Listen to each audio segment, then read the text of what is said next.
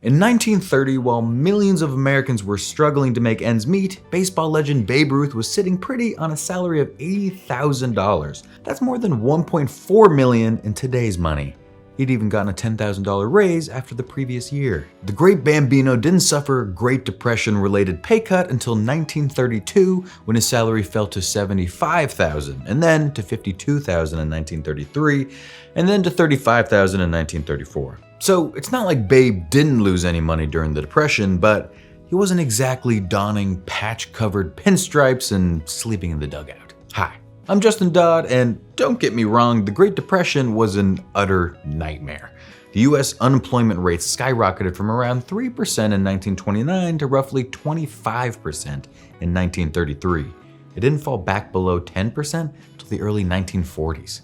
Hundreds of thousands of Americans lost their homes. The shanty towns that sprung up to accommodate the destitute were nicknamed Hoovervilles, a jab at President Herbert Hoover, widely criticized for not doing enough to get the country back on its feet. But it's not true that no one had 2 pennies to rub together.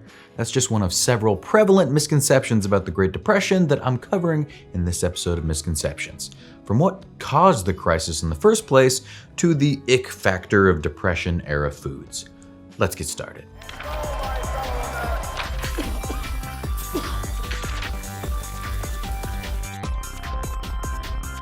The Great Depression plunged everyone into poverty. Babe Ruth wasn't the only person to prosper during the Depression. Some of these fortunate folks were entertainers. James Cagney, for example, stayed booked and busy through the 1930s in films like 1931's The Public Enemy and 1933's Footlight Parade. His first studio contract in 1930 netted him $350 a week. By 1935, it had jumped to $4,500. Others were business people who focused on selling goods that everyone still needed even in tough times, like food. As Mississippi State University sociology professor Robert Boyd told Forbes, during the Great Depression, many survivalist entrepreneurs in urban areas opened small grocery stores in their own homes or in abandoned storefronts. These entrepreneurs bought stocks of non-perishable food because, if they could not sell their goods, at least they and their family members could live off of the unsold inventory. In 1930, Michael J. Cullen and George Jenkins both quit their jobs at existing grocery stores to establish their own. In New York, Cullen left Kroger to found King Cullen Grocery Company, sometimes called America's first supermarket. Down in Florida, 22-year-old Jenkins left Piggly Wiggly and opened the very first Publix. As one Florida man to another, George, thank you for your service. And then there were, well, the criminals. John Dillinger and his merry band of burglars amassed some $500,000 in total from robbing a series of banks during the Depression. And he might have made more if federal agents didn't, kill him in 1934. The stock market crash of 1929 caused the Great Depression. Let's rewind for a second to talk about what actually got us into this mess. It's easy to blame it all on the stock market crash of October 1929. When stock prices started to track downward, people rushed to offload their stocks in a panic, which caused the prices to plummet even further. Billions of dollars worth of value disappeared over just a few days. But a crash like that doesn't happen randomly, and saying that it caused the Great Depression is oversimplifying a complex topic that economists still debate to this day. Here are a couple other factors, one pre and one post-crash, that deserve a mention. First up, interest rate hikes by the Federal Reserve. During the Roaring 20s, the stock market experienced runaway growth, in part because a lot of regular people got in on the investing game.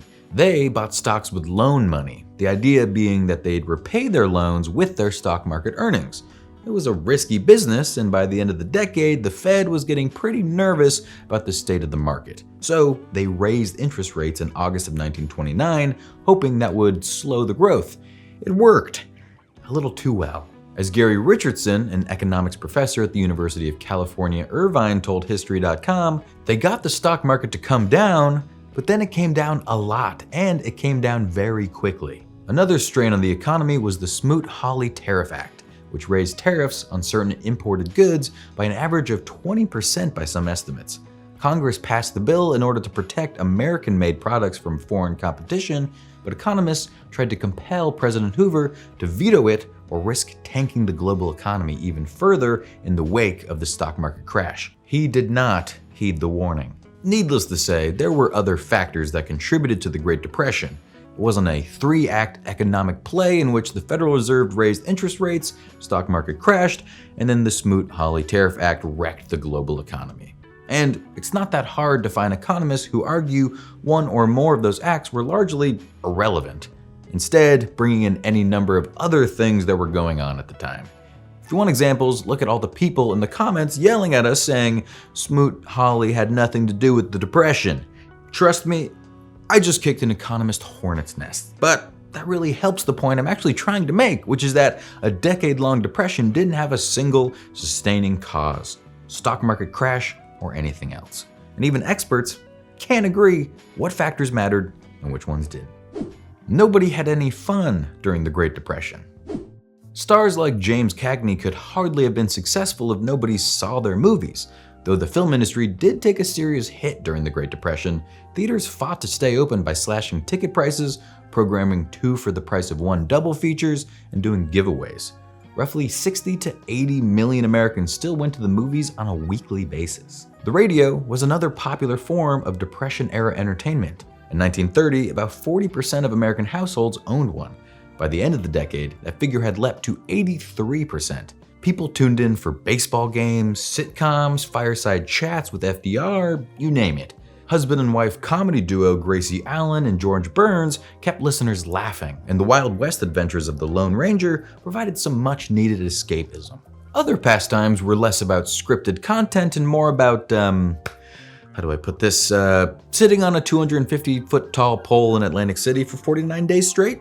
That's how Alvin Shipwreck Kelly entertained the masses during the summer of 1930. And I do mean masses. Some 20,000 people showed up to witness the feat. The most popular endurance activity from the era was the dance marathon. It started out in the 1920s as a simple, hours-long competition in which couples tried to outlast each other on the dance floor. But as the Depression progressed, dance marathons evolved into weeks-long spectacles that featured everything from foot races to mud wrestling.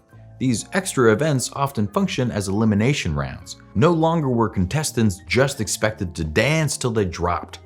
Here's how historian Carol Martin explained it in a 1987 article for the Drama Review. Each elimination contest had different rules that put the contestants through their paces in unique ways.